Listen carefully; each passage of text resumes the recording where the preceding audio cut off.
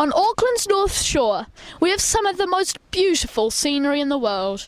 We have a variety of flora and fauna, much of which is unique to New Zealand.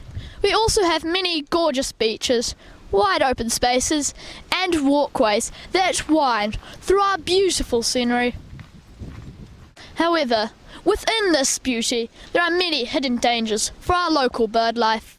Sylvia Darren, otherwise known locally as a bird lady, is extremely passionate about the care of birds and has devoted her life to volunteering and helping these birds.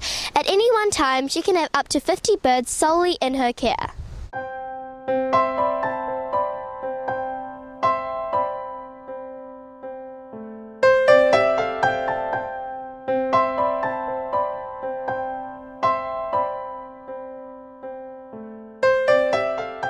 One of the big threats to birds is the parapara tree, also known as the birdcatcher tree. And it's a menace as far as birds are concerned because it has these very, very sticky seeds on it in the late summer, autumn.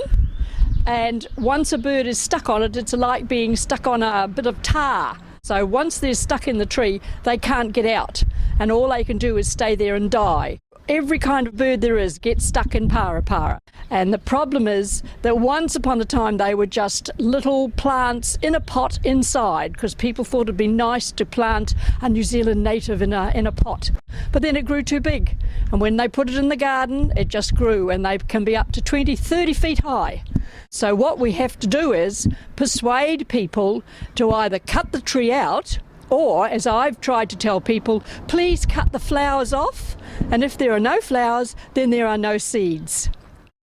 Another common problem for birds is domestic animals, most commonly cats and dogs. These cute animals are the cause of many severe injuries to native birds. The biggest danger for little birds, especially, are our own domestic cats, and everybody loves their pussycat, but unfortunately he does a lot of damage.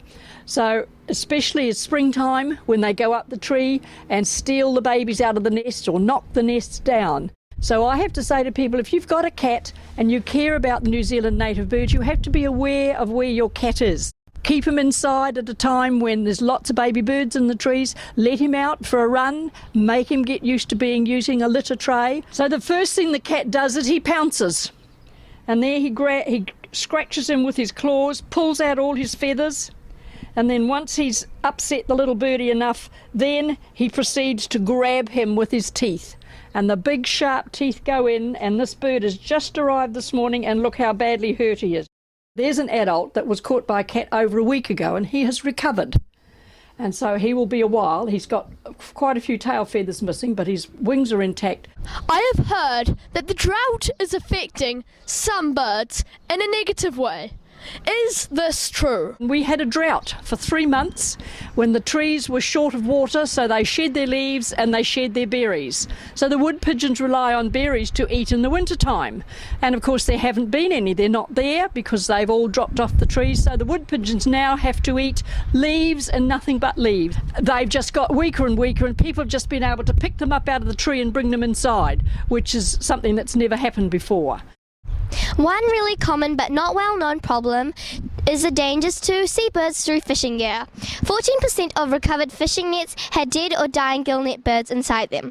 The penguin that I had and has recently been released, she was hit by a boat. People fishing throw out their line and the seagull or the shag sees the fish coming in, so he grabs and starts to swallow it, and the fisherman says, "Give me my fish back." The hook rips the throat of the bird. And of course plastic bags, birds think there's something there to eat and they grab it. So once again, it's our fault. Lots of things that we do affect birds. So today we have found out about only a few of the many dangers to birds. We have covered the parapara tree, domestic animals and discarded objects. As well, we have learnt about how to prevent these things from happening.